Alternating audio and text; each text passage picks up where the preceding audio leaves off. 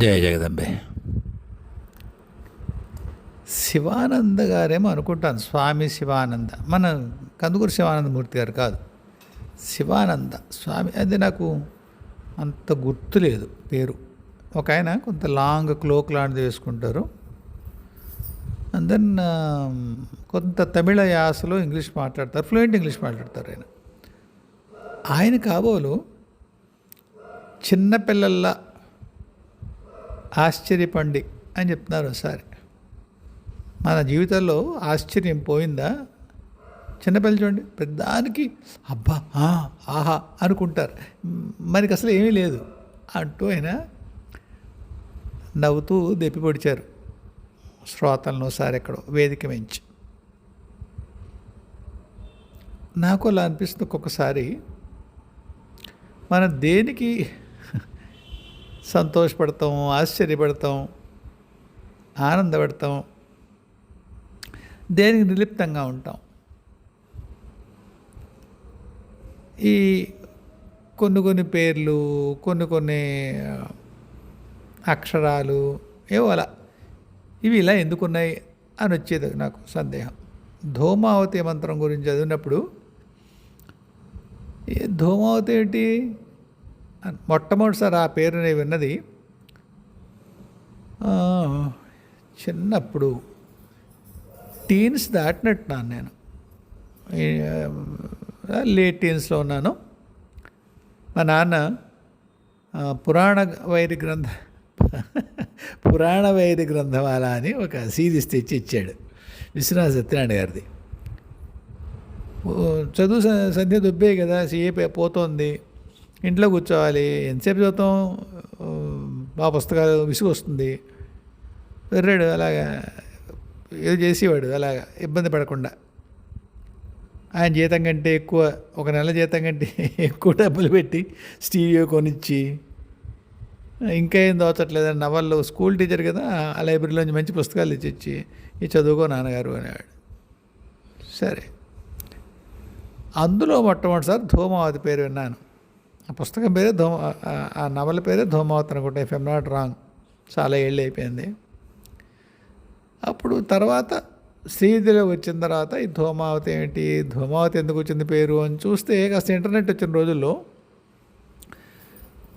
ధూమ రంగులో ఉంటుంది ఆవిడ, ఇంకా అలాంటివి పొగకి సంబంధించినవి, భర్త లేకపోవడం సంబంధించినవి ఇవేవో చెప్పుకొచ్చారు.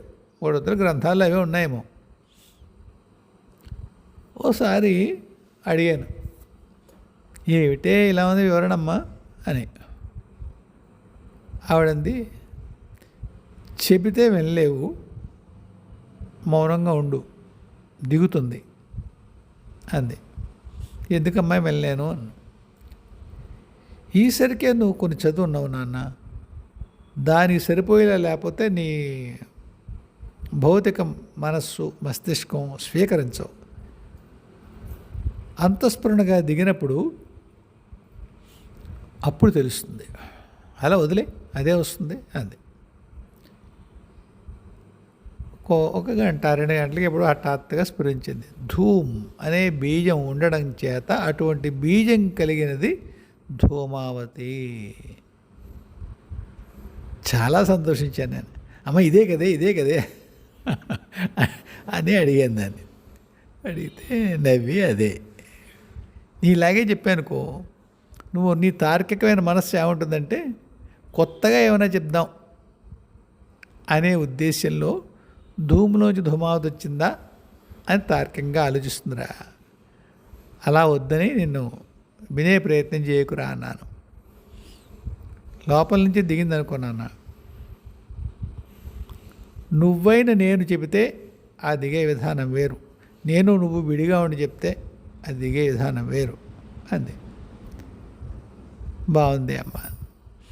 వైధవ్యం గురించి కూడా అలాగే అంటుంది. నాకెక్కడ వైధవ్యం రా అంటుంది. ఉన్నదొక్క దాని నాన్న, ఏం వైధవ్యం రా అంటుంది. అమ్మ అదేమిటి, శివుడు ఉన్నాడు, నువ్వున్నావు, లేదా సదాశివుడు, కామేశ్వరుడు, ఏమైనా పేరు పెట్టండి, వేరు స్థాయిల్లో, మళ్ళీ గందరగోళంలోకి వెళ్ళకండి. శివుడు, సదాశివుడు, ఈశ్వరుడు, రుద్రుడు అందరూ ఒకళ్ళేం కాదు, మూల చైతన్యం ఒకటేవుగాక. సరే, అమ్మ అది కదమ్మా సదాశివపతివ్రత అంటారు, చాలామంది చెప్తారు. నాన్న గురించి మాట్లాడుతుంటే మహానంద పడిపోతామని నానుడిలో కూర్చున్నామంటారు. నువ్వేమో వైద్యం ఎక్కడ ఉన్నదానొక్కతంటావు. ఎక్కడే అర్థం అవట్లేదమ్మా. నాన్న మూల చైతన్యంలో ఒక్కటే ఉంటుందిరా, అది నేనవుతాను, లేదు నువ్వనే మీ నాన్న అవుతారు, ఒక్కటే.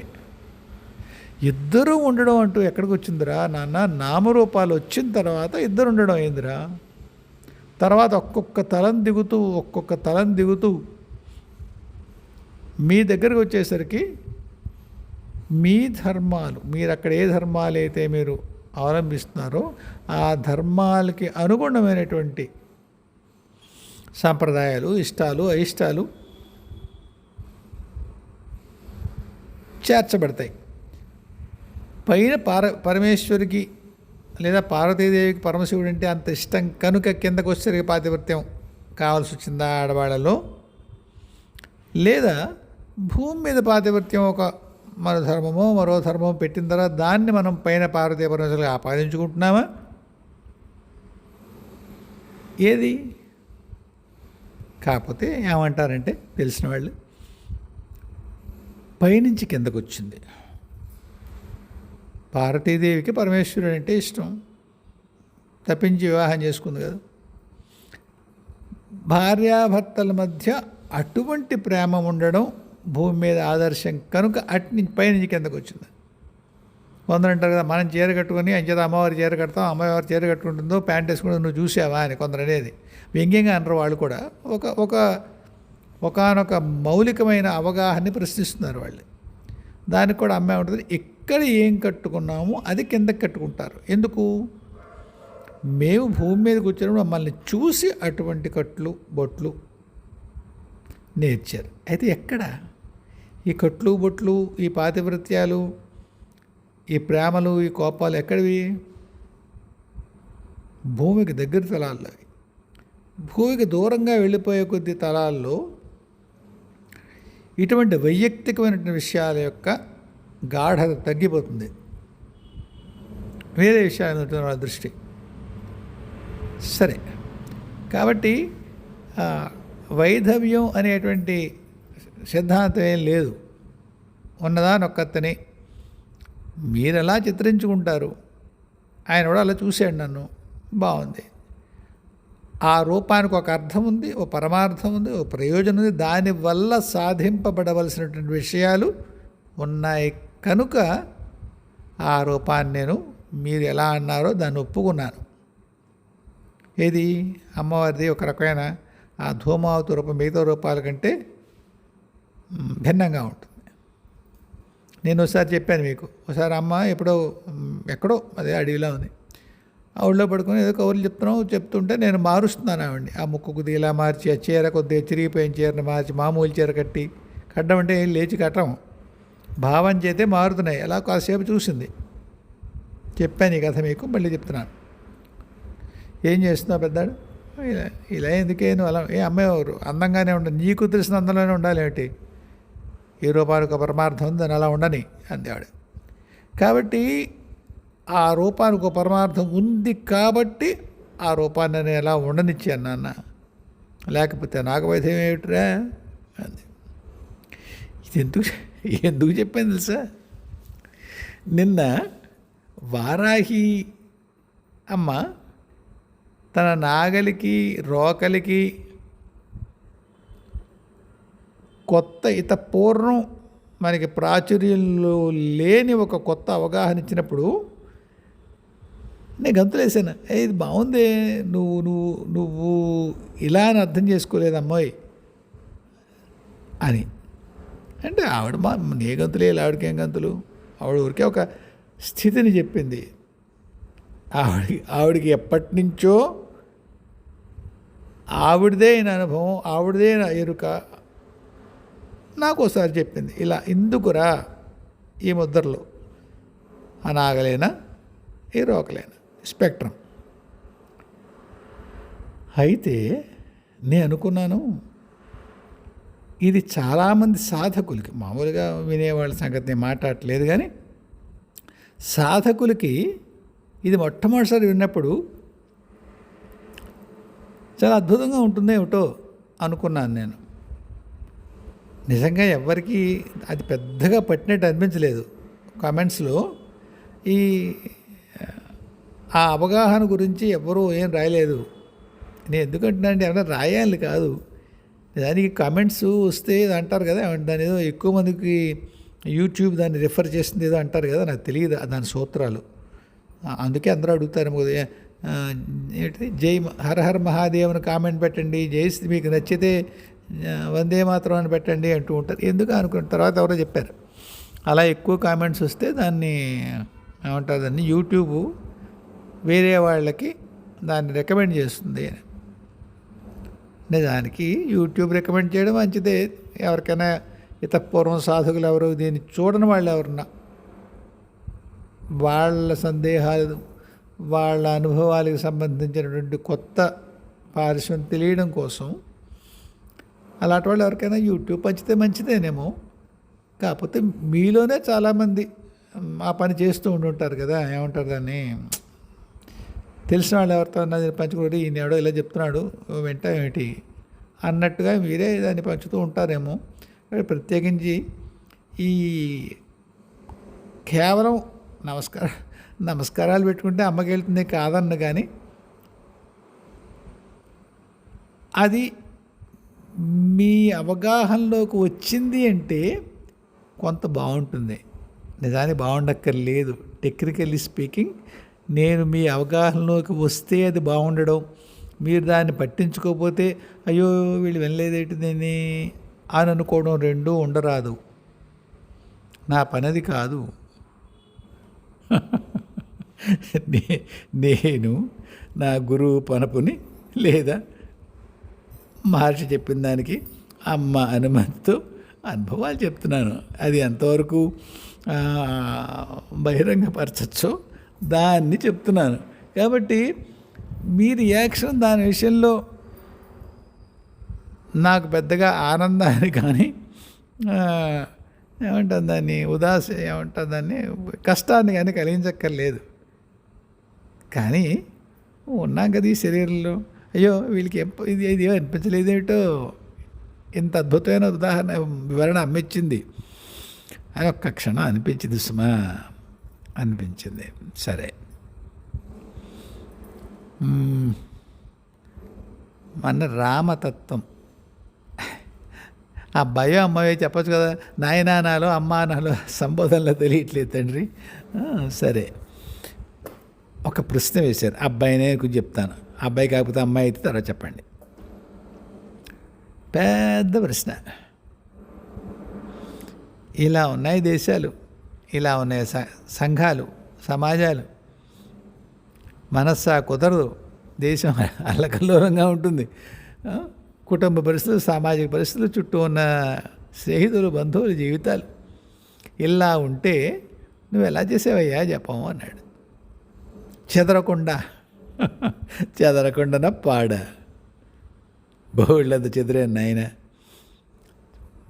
చెదరడం కాదు, చెదిరిపోయా. మా పెద్ద బావ, మా పెద్దక్క భర్త, ఆయన చిన్నప్పుడు నాకు ఒక ఉదాహరణ చెప్పాడు. ఇంకా ఒడిగాను కొత్తలో, ఒరేయ్ జపమాల పట్టుకున్నప్పుడు అక్కర్లేనివన్నీ, మర్చిపోయినవన్నీ గుర్తొస్తాయి. శరీరానికి ఒక క్రమశిక్షణ అలవాటు చేయి. ఎంత జపం చేయదలుచుకున్నావో మూర్ఖంగా అంత జపం చేసేది ఆయన. ఎన్నేళ్ళైంది నా ఒడుగయి, 78, 79, దాదాపు 48 ఏళ్ళు, 50 ఏళ్ళ క్రితం జరిగిన వ్యవహారం. ముత్యాల లాంటి మాట అది. ఒక్క క్షణం గొంతు రుద్ధం అవుతుంది. ఎందుకంటే ఎవడిస్తాడయ్యా, ఇంట్లో వాళ్ళు ఇస్తారు సలహా. ఊరికి చాలా అలవోకగా ఇచ్చాడు ఆయన. పీట మీద కూర్చుండే చెప్పాడు, మాల ఏమన్నా మర్చిపోతే మాల పట్టుకోమని సామెతరా అని నవ్వాడు. ఏంటంటే వాళ్ళ నాన్నగారే నా శ్రీవిద్య గురువు. ఇంట్లో ఉపదేశాలు, ఉపవాసాలు, జపాలు అలవాటు అయిన ఇల్లు కదూ. అందుకని మరి మావయ్య గారు చెప్పారు ఏమిటో అతనికి నవ్వుతున్నాను అనుకోకండి. ఎవరన్నా మర్చిపోతే మాల పట్టుకోవాలట. తాళాలు ఎక్కడ పెట్టి మర్చిపోయా అనుకోండి, మాలట్టు కూర్చుంటే దృష్టి తాళాల మీదకి వెళ్ళి ఎక్కడ పెట్టామో గుర్తొస్తుంటా. మాల ఏ మంత్రం చేస్తున్నామో దాని మీద ఉండదు దృష్టి. అందువల్ల మాల పట్టుకుంటే మర్చిపోయినన్నీ గుర్తొస్తాయంటే మనస్సు అంత చంచలంగా గంతులేస్తూ ఉంటుంది. ఆ ఒక్క మాట అండి నేను విన్నది వేదమంత్రంలా గుర్తుపెట్టుకున్నాను.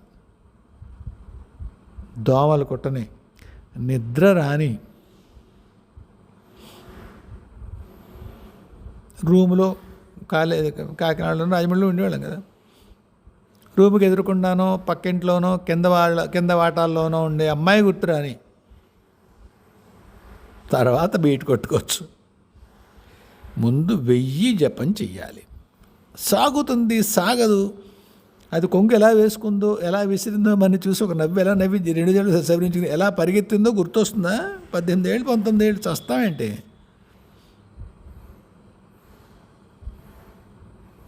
ఒక్క డిసిప్లిన్, మాల వదలను. రాజమండ్రి ఇండీస్పేటలో ఉండేవాడిని. ఒక చిన్న డెంగీ రూము, 35 రూపాయలు. మరి ఎక్కువ డబ్బులు పెట్టలేక రూమ్లో ఉన్నాం. సరే, అది విషయం కాదు. కానీ సంధ్యావందనం 7 to 7:40 చేసుకోవాలి. అన్నీ మూర్ఖత్వమే. టైం చిన్నప్పటి నుంచి 7 గంటలకు కూర్చోవాలి. 7 to 7:40 చేసేవాడిని. 7:40కి లేచి నేను తులసి మొక్కలో నీళ్లు పోయిన మేడ మీద ఒక్క గది, చిన్న వరండా, తులసి మొక్క ఉండేది. ఇంటి వాళ్ళు పెట్టారు. ఈ చిన్నపిల్లాడి వీడు సంధ్యావందనం చేసుకుంటున్నాడు, ఇంత ముచ్చటేస్తుంది నాకండి. అది ఇంటి ఆవిడ, నాయన ఎంత ముచ్చటేస్తుందిరా నాయన చూస్తే, ఇంత చిన్నవాడు సంధ్యావందనం చేస్తున్నట్టురే అనేది. ముసలాడు 18 ఏళ్ళు సంధ్యావందనం చేస్తే విచిత్రమే ఆ రోజుల్లో కూడా. సరే, విషయం మాట్లాడుతున్నాను సుమండి. సరే, తులసి మొక్కలో నీళ్ళు వేయడానికి నేను 7:41కి లేవాలి. పట్టుపంచి కొట్టుకుని. ఇల్లు నేను అడ్రస్ చెప్పట్లేదు, చాలామంది తెలుస్తుంది కాబట్టి. ఇండీస్పేట మాత్రం ఖాయం. ఆ ఏటవాళ్ళు ఇంట్లో మేడ ఉండేది. ఒక ఏటవాళ్ళగా మేడ ఉంది. మేడ మీద గులాబీ మొక్కలు పెట్టుండే. ఆ అమ్మాయి కూడా 7:40కి వచ్చి నీళ్ళు పోయాలి గులాబీ మొక్కలకి. నేను 7:42 అయ్యిందో ఆ ఇత్తడి చెంబు సత్తు బాల్చి గట్టి కొట్టేది. నీ మంతాలే త్వరగా రారా బయటకని. సరే, తెలుసు ప్రేమకి ఏమేం లేదు. సరే, బీటు కొట్టుకోవడమే చాలా అందంగా ఉండేది. సరే, ఎండమూరి వీరేంద్రనాథ్ నవల్లలాగా సంధ్యావందనం చేసేవాడు అమ్మాయిని చూడకూడదు, తర్వాత చూడవచ్చు. సరే, మొత్తానికి ఏ కారణం చేతైనా 7:45 అయితే శబ్దాలు ఉండేవి. ఇది చెప్పాను మా బావగారు. ఆ పక్క వీధిలోనే ఉండేవారు మా మామయ్య గారు, వాళ్ళ పిల్లలు. ఈ మా బావ అన్నగారు రైల్వేలో పనిచేసేవారు ఆయన. సరే, ఆయన ఎప్పుడున్నా సాయంత్రం నటరాజులో మంచి సినిమా వస్తే ఇంగ్లీష్ సినిమా నేను తీసుకెళ్ళేవాళ్ళు. అది సాయంత్రం, రే నాయన సాయంత్రం రెడీగా ఉండరా, ఎరా అంటారా? అంటారు. వాళ్ళ తమ్ముడి బావమరిదిని ఎరా అంటారా? అంటారు. చాలా చిన్నవాడిని మాకు వెళ్ళేసరికి. అంచేత మా పెద్దబాబు గారు అంటే మా బావ వాళ్ళ అన్నగారు కూడా ఎరా. తిట్లు కూడా ఉండేవి. తప్పినగా రారా సినిమాకి పోదామని అలా ఉండేది. సరే, మొత్తానికి ఆయన వచ్చి నటరాజు లేదు సినిమా ఉంది, షావులిన్, ఇది 36 ఛాంబర్ ఆఫ్ షావులిన్ ఏదో, అది చాలా బాగుంది, చూపించడానికి తీసుకెద్దామని. రే నాయన సాయంత్రం నువ్వు ఆడిట్ ఆఫీస్ త్వరగా వచ్చేసి సినిమాకి వెళ్దాం అని చెప్పడానికి వచ్చారు ఆయన. లోపలికి వస్తూనే, ఒరే నీ మొహం తగల, నీ సందేహం అవలేదా, వాళ్ళ నాన్న ఏడుస్తాడురా, అదేమో చెంపించుకుని బాల్చిన బల్ల కొడుతుంది పీనిగా. త్వరగా లేచి నీళ్ళు పోయి మా తులసి మొక్కలో. ఎవరండి బాబు అంటే, ఎదురుకుండా పలానా ఆయన కూతురు, తెలుసు కదా ఆయనకి కదా, పలానా వాళ్ళు కూతురు. బాగుంది. అంతా 7 to 7:40 సంధ్యావందనం చెయ్యడమే. అక్కడ గులాబీ మొక్కలకు నీళ్లు పోసినా అంతే, ఆ అమ్మాయి కోపం లోపలికి వెళ్ళిపోయినా అంతే. నా మాల వదలడం లేదు. నేనేం శ్రీరాముడిని కాదు. మాల విషయంలో పట్టుకున్నప్పుడు ఎవరొచ్చినా ఒకటే. మూర్ఖంగా అనిపించవచ్చు, అతిశయంగా అనిపించవచ్చు. ఒక్క క్రమశిక్షణ మాత్రం నేర్చుకున్నాను. మనస్సు మన వశంలో ఉండదు. అది కారణంగా జపం మానేసేమో. తెలుగులో చెప్పాలంటే గూడ్చిపోతాం, ఎందుకు పనికిరాం. భయంకరమైన కారణం. అది చెప్పి తప్పుకున్నారా చస్తారు. మిమ్మల్ని కాపాడేవాడు ఎవ్వడు ఉండడు. ఎందుకంటే చేతులు దులిపేసుకున్నాడు కృష్ణయ్య. ఆయన ఒత్తుకున్నాడు, బావా నా వెళ్ళిపోతుంది బావా మనస్సు, ఇలాగ గాలి చేతిలో ఏంటిది గుప్పెట్లో గాలిలో వెళ్ళిపోతుంది మనస్సు, అదెలా ఇదెలా కదా. అవును బావా, అసంశయ మహాబాహో మనో దుర్నిగ్రహం చలం అభ్యాసేన చ కౌంతేయ వైరాగ్యేన చ గృహ్యతామా గృహ్యతో ఏదో అన్నాడు. గృహ్యతామేమో తెలియదు, గుర్తులేదు నాకు. ఘంటసాల చదివి చదివి చదివి గుళ్ళో ఎంతవరకు గుర్తుంది. అయితే అభ్యాసం వైరాగ్యం సాగుతుందా తండ్రి? అంత సులువే. అభ్యాసానికి కూడా మనస్సే కదా నిలబడాలి. వైరాగ్యం ఎక్కడిస్తుంది? వల్లకాడు 18 ఏళ్ళ అమ్మాయి గులాబీ మొక్కకి నీళ్ళు వస్తుంటే కిటికీలోంచి కనిపిస్తుంటే వైరాగ్యం వల్లకాడ ఎక్కడొస్తుంది? వైరాగ్యం రాదు. మళ్ళీ కృష్ణుడు ఏమైనా అన్నా అనుకోకండి, ఆ తండ్రి నేనేమన్నా ఆయన్ని ఈ దుంపదగా ఇలాంటి సాధ్యపడిని సమాధానం పరిష్కారాలు చెప్పేసే తండ్రి అనుకుంటానంతే. 18 ఏళ్ళు కుర్రాదాకి ఏ వైరాగ్యం వస్తుంది, ఏ అభ్యాసం వస్తుంది? అప్పుడు మనస్సు అలా ఉండేది. వయసది వల్లకాటికేగునాడైన మానదు వలపులాట మదిరాక్షుల యుల్లములు ఇలోగన్. దీంట్లో గడాలు వెతక్కండి, చిన్నప్పుడు భావకవిత్తం రాసుకున్న రోజులు.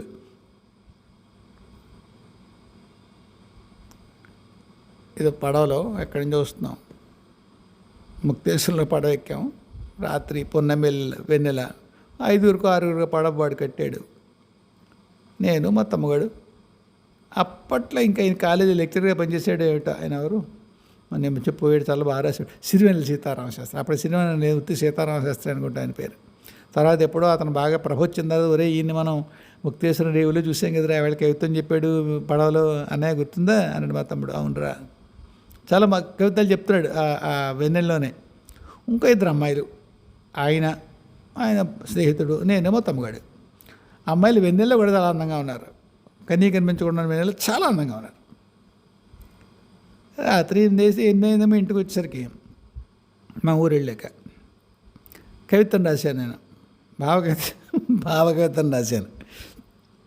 మా నాన్న చూపించాను. చుక్కల జోడొక్కటి చక్కగా దిగి నేళ్లంపైన నేడేటి తిథవు. ఒక తిథి నాడు ఒక చంద్రుడితో ఒకటేగా నక్షత్రం ఉండేది, 2 ఎలా ఉంటాయి? కానీ 2 ఉన్నాయి. చుక్కల జోడొక్కటి చక్కగా దిగే నేలపైన నేడేటి తిథవు. ఇదేం తిథి? 2 ఉన్నాయి వేళ నక్షత్రాలు. మరో గజాలను ముద్దని ముద్దుల గొంబల మోములేలను వయసుది వల్లకాటికే గునాడైన మానదు వలపురాట మదిరాక్షుల యుల్లములు ఊయిలోగన్. మా నాన్నకి భోంచేసాక చదివి వినిపించాను. పక్కనే వేడు, ఎక్కడ రా చుక్కలు చూడు అని. పడవలో నాన్న భలే ఉన్నారు అని చెప్పాను నేను. కదా ఇద్దరు వచ్చారేమిటి వేళ నీకు అన్నాడు. 2 అన్నారు నాన్న. సో జోక్స్ అపార్ట్, ఎక్కడ వైరాగ్యం, ఎక్కడ అభ్యాసం?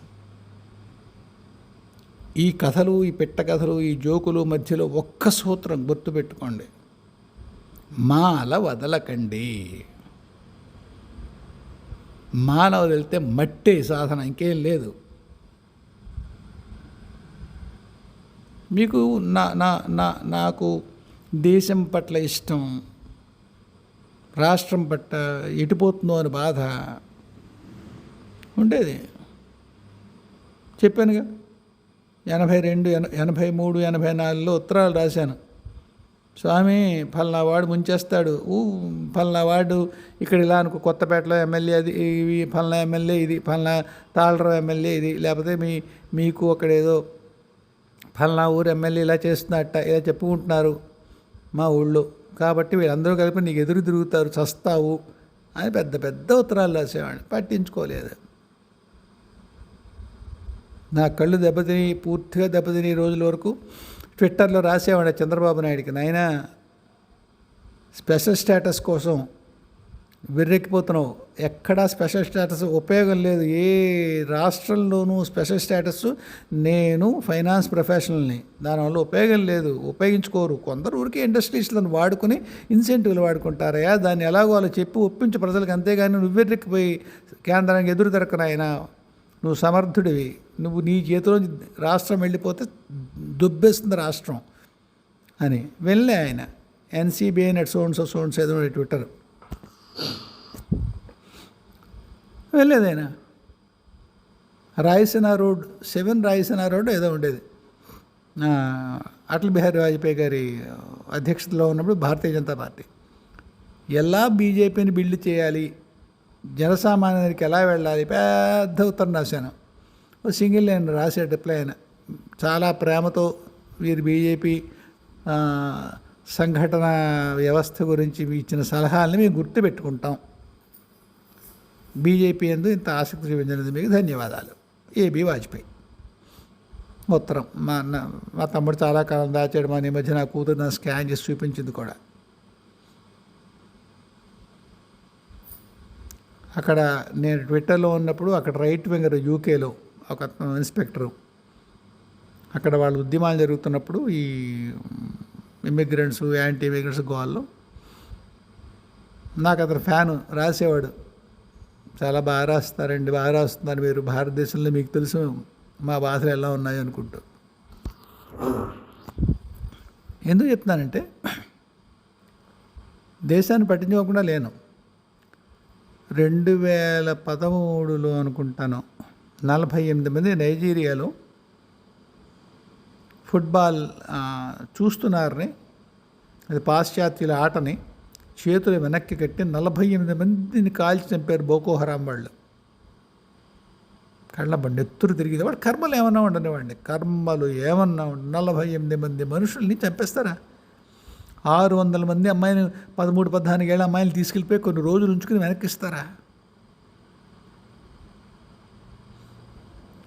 ఎవరు చెప్తారు దీన్ని సరైందని? అప్పుడు మా గురువుగారు అడిగింది, ఇలాగే సాగాల, ఇది ఏం చేయలేమా? సంకల్పం చేయండి స్వామి అన్నారు.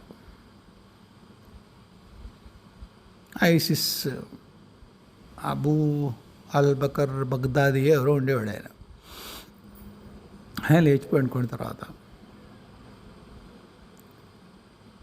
ఇంకో మాట చెప్పారు, వాళ్ళల్లో వాళ్ళు కొట్టుకు చేస్తారు, కాలం పడుతుంది, ఎదురు చూడండి.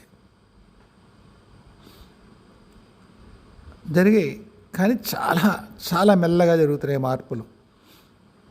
ఇంత మెల్లిగా జరుగుతుందంటే భూమి యొక్క స్వభావం అది. భూమి మీద అందుకే మీకు సివిల్ తగాదాలు త్వరగా తేలవ చూడండి. భూమి దాని గతి చాలా మెల్లగా ఉంటుంది, అక్కడ ఏం జరిగినా అంతే. భూమి మీద పరిణామగతి అంతే. అంటే మీరు అనొచ్చు, నేనే కదా చెప్పావు ఇక్కడ దుఃఖం కారణంగా త్వరగా అవుతుంది పరిణామగతి. నిజమే, భూమి ఒక్కటి విడిగా చూసుకుంటే మనకి ఎలా అనిపిస్తుంది చెప్పండి? బయట గ్రహాలతో పోల్చుకుంటే భూమి మీద త్వరగా అవుతుంది. భూమి మీద ఉన్న వాళ్ళకి ఇంక చివరికి వచ్చిన తర్వాత దగ్గరగా 15-20 జన్మల్లో తేలిపోతుంది అన్నారు. 15-20 జన్మల నీ మహంతాలే అంత సులువుగా చెప్పేస్తున్నాడు అనిపించదు. కాబట్టి భూమి యొక్క స్వభావం అలా ఉంటుంది, దాని మీద ఉన్న వాళ్ళకి త్వరగా పరిణామగతి అవుతున్నట్టు అనిపించదు. అలాగే మార్పులు కూడా త్వరగా వస్తున్నట్టుగా అనిపించవు. సంకల్పం చేస్తూ ఉండండి. హిమాలయాల్లో వాళ్ళు 1000 మందో 1,00,000 మందో ఋషులు ఒకటే పని చేస్తారు, విసుగు లేకుండా ఒకే సంకల్పం. వాళ్ళకి ఏదో సంకల్పం చెప్పబడుతుంది, ఫలానా సంకల్పం, అది జరిగిందో లేదో భూమి మీద వాళ్ళకి తెలియదు. ఇప్పుడైనా దృష్టి సారించి దివ్య దృష్టితో చూస్తే కలదు, లేకపోతే లేదు. కానీ సంకల్పం మాత్రం చేస్తూ ఉంటారు అంతే. సంకల్పం చేయడమే, ఇంకేం లేదు. యోగస్థకురు కర్మాణి సంగం త్యక్వా ధనంజయ సిద్ధ్యో సమో భూత్వా సమత్వం యోగ ఉచ్యతే. ఇంకొక దారి లేదు. యోగ స్థితిలో ఉండడం, సమత్వంలో ఉండడం, కంగారు పడకుండా అయింది అవ్వలేదు అనుకోకుండా చేసుకుంటూ ఉండడమే సంకల్పం. కర్మ ఉంటే కర్మ చేయడం, సిద్ధయింది లేదు చూడకూడదు. మంత్రజపమైనా అంతే. ఆ లీలాసు కూడా లేకపోతే సూరదాసుతో పద్యం కథ చెప్తారు కదా కృష్ణుడిది. అన్నయ్యకి అంత జుట్టు ఎక్కడుంది నాకెందుకు లేదు అంటే కృష్ణుడు అమ్మ పాలు తాగమంతట. ఒక్కొక్క గుక్క తగి శిఖ చూసుకునేవాట చిన్ని కృష్ణుడు, అమ్మ పెరిగిందా అని. యశోద అలా ఆ కథ ఆవిడ పక్కన ఏమిటంటే బంగారం అలా కుక్కిడి పాలకి ఎక్కడరా పెరిగిపోతుంది చోటి, నాన్న నీ జుట్టు అలా పెరుగుతుందా అని శిఖ.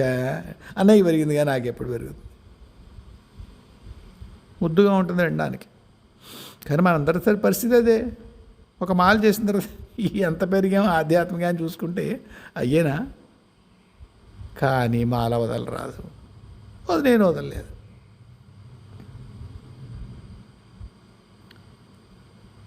అదాని ప్రపంచం అంతా పోర్ట్లు కొంటుంటే తిట్టిన వాళ్ళు తిట్టారు. దండం పెట్టిన వాడికి మరిన్ని పోర్ట్లు వస్తే బాగుండు. భారతదేశాన్ని చుట్టుముడుతున్న వేరే వాళ్ళకి ప్రతిగా మనమేదో చేయాలి కదా. డబ్బుల కోసమే చేస్తున్నాడేమో, వ్యాపారం కోసం చేస్తున్నాడు, మంచి పని చేస్తున్నాడు దేశానికి. వాడే సంపాదించకుండా మనం ఎందుకు ఏడవడం? దేశానికి పనికొస్తుందా లేదా? వాడి మీద హిండెన్బర్గ్ వచ్చినప్పుడు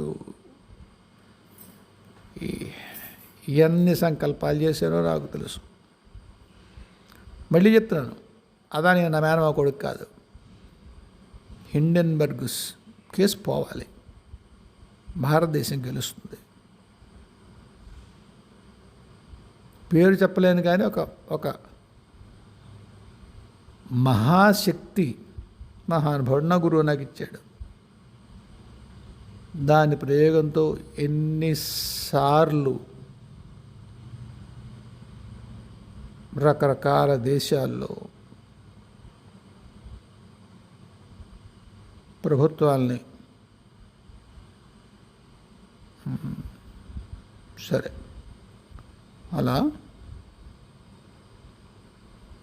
సంపాదించుకుని వచ్చాం. మరి నాకు లేదు సామాజిక స్పృహ. ఉంది నా తపస్సు, నా సంకల్పం. అందుకోసమే అయితే విశేషమైన ఒక పని ఉంది, అది చేయగలుగుతాను తెలియదు. 65 ఏళ్ళు వచ్చాయి. ఆ పనికి కావలసిన పరిస్థితులు, దానికి కావలసిన ఆధ్యాత్మిక శక్తి రావాలి. రాలేదని చెప్పలేను, వచ్చిందని చెప్పలేను. వచ్చిందని ఎప్పుడు అనుకుంటాను. ఊహించడానికి కూడా వీల్లేనటువంటి పరిణామాలు హైదరాబాద్లో కూర్చొని వేరే చోట రచించగలిగినప్పుడు అవుతోంది అనుకుంటాను. ఏదో కమ్ములిపోతుంది, త్వరగా మార్పు అనుకున్నప్పుడు అది జరగనప్పుడు బెంగ వస్తుంది. ఒకసారి మొత్తుకుంటాం. మహానుభావుడు పాపం తాతగారు, మార్పు వచ్చింది నాన్న, ఒకసారి వెళ్ళి అక్కడికి వెళ్ళి చూడు అంటాడు. చైనా ఇంకా ఎలా ఉంది ఏంటండి నాన్న, చైనా వెళ్ళి చూడు. చూశాను. చిన్న పిల్లలు చెప్పకుండా పనిలోకి వెళ్తుంటే పోలీసాడు బతిమాలుతున్నాడు. నాన్న మెయిన్ రోడ్డు మేము చేయకండిరా, మిమ్మల్ని జైల్లో పెట్టాలి, నేను సద్దుల్లో చేసుకోండి. తిండి లేదు, తిండి లేక చేస్తున్నారు పిల్లలు. మరి చైనాలో ఆ న్యూస్ బయటకు వస్తుందా?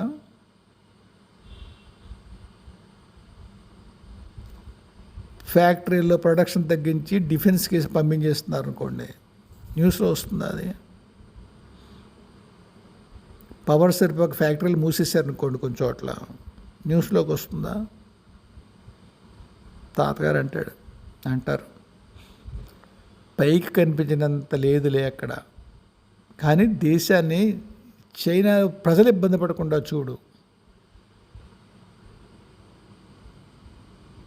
ప్రభుత్వాన్ని ఏమైనా చేయి కానీ ప్రజలు ఇబ్బంది పడకుండా చూడు, మంచివాళ్ళు అయ్యేవాళ్ళు. ఏం చేస్తావు? చెప్పానుగా, వాళ్ళ అది ఏమంటారు దాన్ని, పాలిట్ బ్యూరో హాల్ అంటారు, ఏమంటారు, అక్కడికి వెళ్తే చౌమెల్లే కనిపించాడు నాకు. వెనక్కి వచ్చి చౌమెల్లే దెయ్యాన్ని చూశాను నా గురువుగారితో. ఒక్క చెవాట్లు పెట్టారు. నీకుంటే భక్త, వాడుకుంటే దెయ్యమా? వాడి దేశం లేదండి, చౌమెల్లే మూలనే వాళ్ళు మొత్తం సరిహద్దుల్లో అన్ని చుట్టుపక్కల అన్ని దేశాలతో గొడవెట్టుకుంటున్నారు వాళ్ళు అని చెప్పాను. అతను వాళ్ళని ఇన్ఫ్లుయెన్స్ చేస్తున్నాడు. చనిపోయి చాలా కాలం అయింది. నెహ్రూ టైంలో అతను చౌమెల్లే అంటే ఇంకా అక్కడే ఉన్నాడు. వాడి దేశం మీద అభిమానం కొద్ది జన్మలోకి వెళ్లకుండా ఇక్కడే ఉండి మిగతా రాజకీయ నాయకుల్ని ప్రభావితం చేసి వాళ్ళ దేశాన్ని విస్తరణ చేసుకుంటున్నాడు. ప్రతివాడికి పూర్వం దేశ విస్తరణే కదా, రాజ్య విస్తరణే కదా మంత్రి యొక్క పని చేస్తున్నాడు. ఎందుకు తిడుతున్నావు వాడిని? నీ భారతదేశం ఎందుకు వస్తున్నాడన్నా? ఎప్పుడు మానేస్తావు? ఈ భారతదేశం చైనా ఇలా విడివిడిగా ఏం చూస్తావు? చేస్తే భూ గురించి చూడు అని కేకలేశారు. వేదమోహం పెట్టి కూర్చున్నారు కాసేపు. మళ్ళీ ఏమనుకున్నారు, వెళ్ళి చౌమెల్లేతో మాట్లాడు అన్నారు. వెళ్ళి అని చెప్పాను. వెళ్ళవయ్యా జన్మలోకి నాయన. మళ్ళీ మీకు కేజీ పాలు గుర్తొస్తున్నాడా? బారాక్ ఒబామాతో మాట్లాడాను, డిక్సన్తో మాట్లాడాను, కిస్సింజర్తో మాట్లాడాను. వేరు బాబు ఆయన ఎలా అంటుంటాడు. ఓకే, మన తిడతాడని నోరుదోల దానికి అలా అనిపిస్తుందా అని చెప్తుంటే నమ్మకపడి పర్వాలేదు. ఈ రామతత్వం గారు అడిగారు కదా దేశం అంటే ప్రేమని. దేశం ఉంటే ప్రేమ ఉన్న ఆధ్యాత్మికత ఏం చెయ్యాలో చెప్తున్నాను మీకు. నేను చెప్పాను చౌమెల్లేకి, జన్మ తీసుకోలేనా, ఎందుకు వచ్చిన గోల ఇక్కడ, చాలు. మా గురువు గారు చెప్పారు, ఒక దేశానికి కట్టుబడి ఉండిపోకు, మానవ జాతి కోసం కట్టుబడు. వాళ్ళు ఉత్థానానికి ఏమైనా చేస్తే చెయ్యి, ఇలా ఇక్కడ దెయ్యం ఏనాడు అంటావు? ప్రేతాత్మే కదా, ఏం చేసినా ఏం పేరెట్టినా ప్రేతాత్మే. గురువుగారు అవునన్నా కాదన్నా అంటే సరే ఏమి విన్నాడో లేదో తెలియదు, రాజు వెళ్ళినప్పటికీ కనిపించలేదు. మరి చైనా పరిస్థితి, యుఎస్ ఎవరో చెప్తారు పెద్దవాళ్ళు 6 ముక్కలు అయిపోతుందని చెప్పారు. జనవరి 25 నుంచి 2025 జనవరి నుంచి దాని ఫాల్ ప్రారంభమవుతుంది. దాని హిందీలో ఏమంటారు, దాన్ని దమ్దమా అంటారు, దబ్దబా ఏదో అంటారు. మన దగ్గర ఏమంటారు దాని పలుకుబడి దేశాల్లో, మిగతా దేశాల్లో చూస్తున్నాం మనం. కొట్టుకుంటున్నారు వాళ్ళలో వాళ్ళు. మధ్యప్రాచ్యంలో, మిడిల్ ఈస్ట్ చెప్పారు 2013లో చెప్పారు లోపల వాళ్ళు ఎవరో వాళ్ళు కొట్టుకుంటాలే నాన్న. 2020 మార్చి నాటికి సరే కొన్ని అయ్యి ఉండవలసింది, అవలేదు. 2019 జూన్ నాటికి ఒక భయంకరమైన ఒక ప్రభుత్వం పోవాలి. 2026 మొన్న మే వరకు ఏమీ చేయలేకపోయాం. భారతదేశానికే కాదు ప్రపంచానికి ప్రమాదకరం. ఒక రాష్ట్రం అంతా పనిచేస్తుందా? చేస్తుంది. ఒక మనిషి స్వార్థం, అధికారంలో ఉండాలి స్వార్థం, ఎంత దేశాన్ని, దేశ ప్రజల స్వభావాన్ని నాశనం చేస్తుంది. ఏం చేయాలి? జపమాల, ఇంకొక దారి లేదు. రామతత్వం గారు మనుషులనేనా, ప్రాంతాలనేనా, భూమినేనా, గ్రహ వ్యవస్థనేనా, దేన్నైనా కాపాడగలిగి మార్చగలిగేది జపమాలే. భూమి పుట్టినప్పటి నుంచి అదేనండి, ఇంకో దారి లేదు. వేరే గ్రహాల్లో ఏం చేస్తారో తెలియదు, నాకు గుర్తు లేదు. నాకు పని మీద వెళ్ళొచ్చినా అక్కడ ఏం జరుగుతుందో నాకు గుర్తు కింద వరకు రానివ్వరు కనుక గుర్తు లేదు, లేకపోతే చెప్పగలిగేవాడిని. నిజంగానే వేరే బ్రహ్మాండానికి వెళ్ళినప్పుడు అక్కడ సంకల్పం చేస్తాను తప్ప అక్కడ తపస్సు చేసేది ఏమి ఉండదు. ఏమో ఏంటంటే ఒక స్థాయి మీరు తపస్సు చేసిన తర్వాత మీ మీ సంకల్పం మీ ఇంట్లో వాళ్ళకి, పక్కింటి వాళ్ళకి, మీ ఆడపడుచులకి, మీ తమ్ముళ్ళకి, మీ అక్కలకి, వీళ్ళకే కాకుండా దాటేసిన తర్వాత అనంతమైన శక్తి భండారం మీకు అందుబాటులోకి వస్తుంది. అద్భుతాలు చేయొచ్చు. కాకపోతే ఇంకా దానికి కొన్ని అధికారాలు కూడా ఇవ్వాలి. అది వచ్చాక చేయొచ్చు. కానీ తరిగిపోని శక్తి భండారం వస్తుంది. అప్పుడు సంకల్ప మాత్రం చేత అందులోంచి శక్తి నిర్గతమై మీ సంకల్పాన్ని సాకారం చేస్తారు. దానికి మళ్ళీ జపమాల. ఎలా నిలబెట్టుకున్నావు మనస్సుని? నిలబెట్టుకోలేదు. మనోచాంచల్యాన్ని అలాగే ఉండనిచ్చాను. శరీరానికి క్రమశిక్షణ నియమించాను.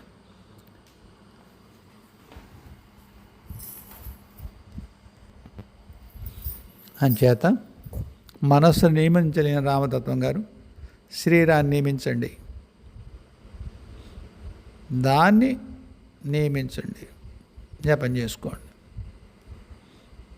ఇప్పటికే మా ఆవిడ నా బుధం తడుతోంది, చాలయ్యా ఎక్కడెక్కడ ఏవేవో మాట్లాడిస్తున్నావు నువ్వు అని. నిజమే, మాట్లాడక్కర్లేని కూడా కొన్ని మాట్లాడాను, కానీ పర్వాలేదులేండి. నా మొహం తెలియదు మీకు, నేను ఎక్కడున్నానో తెలియదు. ఏదో వేరే వాగుడు వాకున్నా అనుకుంటే అది మరీ మంచిది కూడా. అనవసరమైన యాంటనాలు అప్పవవు. సరే, సంధ్య అనే అమ్మాయి, ఆ ఇంటి పేరు ఆరుతో ఏదో ఉంది, అమ్మ ఇంటి పేరు గుర్తులేదు తల్లి, ఏమనుకోకు. ఆకాశిక రికార్డ్స్ గురించి మాట్లాడమంది, అభిప్రాయం చెప్పింది. ఆకాశిక రికార్డ్స్ అనే పదం ఉనికిలోకి వచ్చింది మటుకు ఎడ్గర్ కేసీ నుంచి అనుకుంటున్నాను తల్లి. అంతకుముందు ఏమైనా వచ్చిందో నాకు తెలియదు. ఎడ్గర్ కేసీ అందరూ తెలుగులో వస్తే మరి చూడండి ఎక్కడ. అంటే మీరు ఇక్కడ 1000 మందో 3500 మందో ఎంతో సబ్స్క్రైబర్స్ ఉన్నారు, అందరికీ ఇంగ్లీష్ వచ్చిన ఏం గ్యారంటీ ఏం లేదు కదా. అంచేత తెలుగు అని చెప్తున్నాను, అంతేగాని ఎవరిని అవమానించడానికి కాదు. ఎడ్గర్ కేసీ దగ్గర తెలుగులో ఎక్కడ పుస్తకాలు దొరుకుతాయి. భలే భలే భలే భలే చాలా బాగుంటుంది.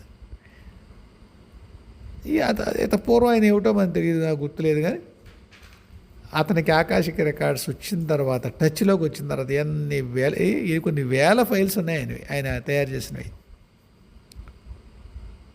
అయితే ఇప్పుడు ఎవరో డాక్టర్ మమతా సంబడి ఆకాశ రికార్డ్స్ చూస్తానంటూ ఉంటారు ఆవిడ, యూట్యూబ్లో కనిపిస్తుంది.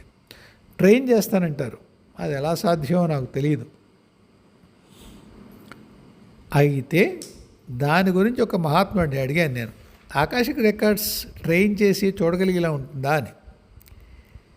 ఎప్పుడన్నా గుర్తుపెట్టుకో, ఒకప్పుడు ఒక ఇంటలెక్చువల్కి, ఒక తపస్వికి, మహాబుద్ధివంతుడికి మాత్రమే దొరికేది, తర్వాత సామాన్యులకి అందుబాటులోకి వస్తుంది. దివ్య దృష్టి కొంత మహాత్ములకు ఉండేది, ఇక్కడ కూర్చొని ఎక్కడో చూడడం. ఇవాళ టెలివిజన్ ఎక్కడో క్లియర్ వాయిస్ ద్వారా చూడడము, క్లియర్ ఆడియన్స్ ద్వారా వినడం ఉండేది, దివ్య శ్రవణం. ఇవాళ రేడియో వచ్చింది, టీవీ వచ్చింది. లోప్సాంగ్ రాంబా చెప్తాడు ఆయన కథలో. ఒక చోటలో కొన్ని రహస్యమైన గుహల్లోకి తీసుకెళ్తారు ఆయన మహర్షులు హిమాలయాల్లో. అక్కడ టీవీలు లాంటివి ఉంటాయి, దానికి అప్పుడు ఆయన టీవీ అని పేరు అట్లేదు ఏదో పెట్టాడు. అక్కడ మనస్సులో ఉండే ఆలోచన రూపం కనిపిస్తుంది స్క్రీన్ మీద. అది ఇంకా ఇప్పటికి కూడా భూమి మీద సాకారం అవ్వలేదు. కాబట్టి ఒకప్పుడు చిత్రగుప్తుడు ఏం రాశాడో ఇక్కడి నుంచి చూడగలిగిన మహాత్ములు ఎవరన్నా ఉంటే ఇవాళ సామాన్యులకంటూ అందుబాటులాగా ఒక సాధన ద్వారా సాధ్యం అవుతోందేమో. మరి ఒక బ్రాహ్మణులకి మాత్రమే బీజాక్షర మంత్రాలు దొరికే కొన్ని రోజుల క్రితం, కొన్ని ఏళ్ల క్రితం, కొన్ని 100 ఏళ్ల క్రితం. ఈవేళ బ్రాహ్మణేతలకి బీజాక్షర మంత్రాలు లేవేమిటి, బంగారంలో ఉన్నాయి, సాధన చేసుకుంటున్నారు, తరిస్తున్న వాళ్ళు ఉన్నారు. కాబట్టి ఆకాశిక రికార్డ్స్ ఒకప్పుడు ఎవరో మహాసాధన చేసిన వాళ్ళకి కానీ, లేదా ఆ ఎడ్గర్ కేసీకి ఆయన పెద్ద యాక్సిడెంట్ ఏదో జరిగిందంటారు, చచ్చే పరిస్థితి వచ్చింది. ఆ తర్వాత ఆయనకి ఆ ఫ్యాకల్టీ ఏమంటారు దాన్ని, ఆ సమర్థత ఓపెన్ అయిందంటారు. ఈవేళ వీడు ఏదో ఒక ట్రైనింగ్ ద్వారా ఇప్పిస్తానంటున్నారు డాక్టర్ మమత. ఏమో ఎంత సాధ్యమో తెలియదు, కానీ ఒక్కటి నిజం, ఆకాశిక్ రికార్డ్స్ నిజంగా చూడడం సందర్భం వస్తే కూడా అందరి ఆకాశిక్ రికార్డ్స్ అందుబాటులోకి రావు. మీరు నాడీ జ్యోతిషం చూద్దాం అనుకుంటారు అనుకోండి, మీది కనుక బయటకు రాకూడదు అనుకుంటే మీరు 100 ప్రదేశాలకు వెళ్ళినా కానీ మీ బొట్టనవేలు ముద్ర టాలీ అవ్వదు.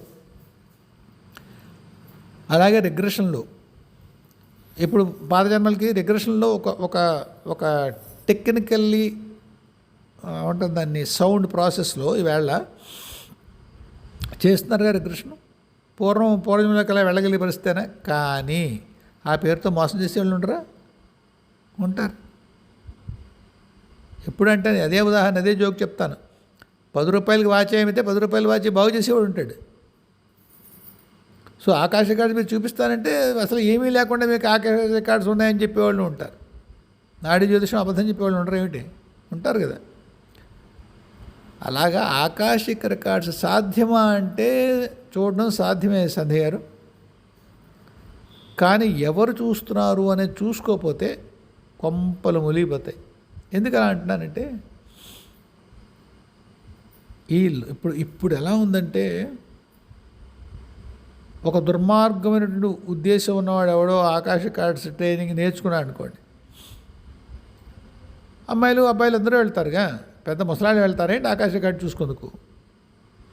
వాడు ఒక పాత జన్మలో ఒక రహస్యం చూస్తాడు, అది చెప్తానంటాడు బయట వాళ్ళకి, బయటికి చెప్పకుండా ఉండాలంటే అంటాడు. అప్పుడు కొన్ని సిద్ధులు వచ్చినటువంటి వాళ్ళు తమ దగ్గరికి సహాయం కోసం వచ్చిన వాళ్ళని మోసం చేయట్లేదు. మోసం అంటే ఇబ్బంది పెట్టట్లేదు. అందువల్ల ఆకాశిక రికార్డ్స్ ఉండడం వాస్తవం, అది అందుబాటులోకి ఇదివరటి కంటే ఎక్కువ రావడం వాస్తవం.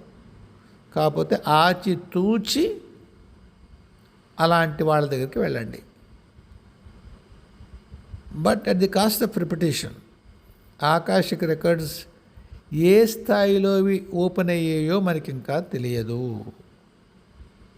ఇంకా భూమి మీద వాళ్ళకి అంత ఒక టెక్నికల్ ట్రైనింగ్ ద్వారానే ఆకాశిక రికార్డ్ చూడగలిగేటువంటి ఫ్యాకల్టీ ఆ మహర్షులు ఓపెన్ చేశారో లేదో మనకి తెలియదు. ఎవరి కంట్రోల్లో ఉన్నాయో వాళ్ళు దాన్ని అందరికీ అందుబాటులోకి పట్టుకొచ్చారో లేదో మనకి తెలియదు. నాకు అర్థమైనంత వరకు, నేను విన్నంత వరకు అన్ని లెవెల్స్ ఆఫ్ ఆకాశిక రికార్డ్స్ అందుబాటులోకి ఇంకా తేలేదు చూసేవాళ్ళకు కూడా.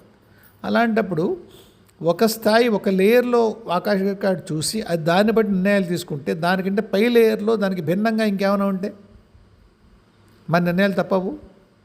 నిజమే, చూసింది ఆకాశిక రికార్డే, కానీ ఏ లేయర్లోది? అవును కదా. అంచేత తొందరపడద్దు. ఆకాశిక రికార్డ్స్ వాస్తవం, అందుబాటులో ఉండడం వాస్తవం, అది ఎంతవరకు అందుబాటులో వచ్చో మనకి ఇంకా తెలియదు. కాబట్టి అది జాగ్రత్తగా వ్యవహరించండి. ఈ వేళకి ఇంతే. ఇప్పటికే చాలా సుదీర్ఘంగా చెప్పాను నేను. మళ్ళీ కలుద్దాం. హాయిగా ఉండండి. జయ గురుదేవ్, జయ జగదంబే, స్వస్తి.